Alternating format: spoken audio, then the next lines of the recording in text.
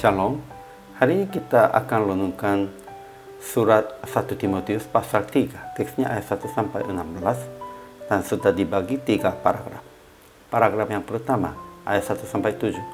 Memilih penilik jemaat dari orang-orang menginginkan pekerjaan yang indah. Paragraf yang kedua ayat 8 sampai 13. Memilih diaken jemaat harus diuji dahulu, baru ditetapkan dalam pelayanan itu setelah ternyata mereka tak bercacat.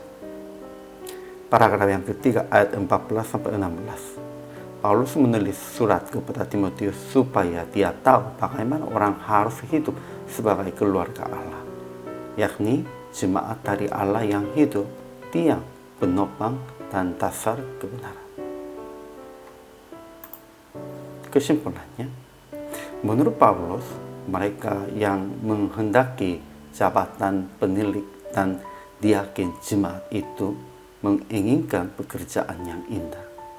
Tetapi untuk hal itu pasti perlu persyaratan.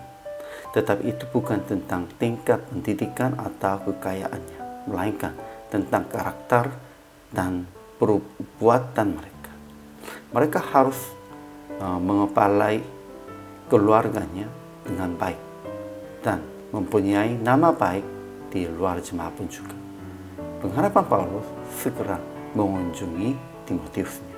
Namun karena lagunya terlambat, dia mengirim surat lebih dahulu untuk menasehati tentang bimbingan jemaat Efesusnya.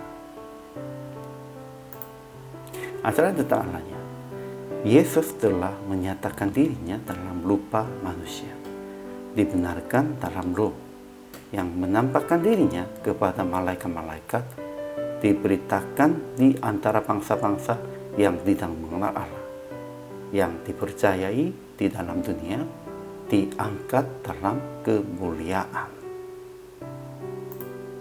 Ajaran tentang manusianya. Pertama, penilik jemaat harus ditetapkan dari seorang yang tak bercacat, dapat menahan diri, bijaksana, sopan, suka memberi tumpangan, cakap mengajar orang, pendamai, bukan peminum, bukan pemarah, bukan hamba uang, seorang kepala keluarga yang baik, beristri satu, dihormati oleh anak-anaknya, jangan dari yang baru bertobat, agar jangan menjadi sombong, juga mempunyai nama baik di luar jemaat. Itu syarat-syaratnya sudah dijelaskannya.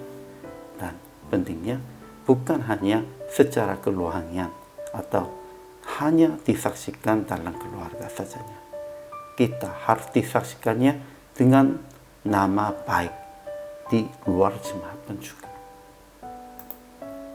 Keduanya, diaken harus orang terhormat, jangan bercabang lidahnya, jangan menggemar anggur, jangan serakah, melainkan orang yang memelihara rahasia iman dalam hati nurani yang suci. Harus diuji dahulu, baru didekatkan setelah ternyata mereka tak bercacat. Sebelum ditetapkan sebagai hamba Tuhan, sebagai pemimpin jemaat, kita harus diuji dahulu. Ini penting. Ketiga, Paulus menulis surat supaya menolong penggembalaan Timotiusnya. Kemudian aplikasi hari ini, pertama, ujilah pelayan dalam kehidupan pribadi dengan bukti keluarga dan bukti dari luar jemaat. Supaya mengenal seorang pelayan, kita harus dapat bukti yang baik dari keluarga maupun juga dari luar jemaat pun juga. Kita bukan orang hanya di dalam gereja. Kita semuanya juga seorang sosialisnya. Harus dapat bukti yang baik dari luar jemaat. Kedua, hiduplah dengan tak bercacat secara jasmani, secara rohani, dan secara sosial, supaya ditetapkan sebagai pelayan Tuhan. Perlunya kita harus hidup dengan tak bercacat secara sosial juga. Ketiga, menjadi penasehat yang baik bagi gembala dan hamba Tuhan. Sepertinya Rasul Paulus menjadi penasehat kepada Timotius. Akhirnya PR praktik hari ini, ujilah supaya menetapkan pelayan jemaat dengan prinsip yang dijelaskan dalam firman. Jangan fokuskan hanya secara ekonomi atau pengaruh duniawi, dan mengatur kehidupan Anda dengan benar, supaya dibuktikan dengan baik dari semua orang yang sekitar Anda. Ini penting, ujilah dan berikanlah semua buktinya yang baik dalam orang-orang dalam jemaat pun maupun orang-orang di luar jemaat pun juga.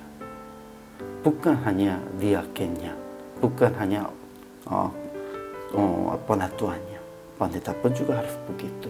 Semua orang percayanya harus demikian itu. Hari ini juga selama melayani, Tuhan Yesus memberkati.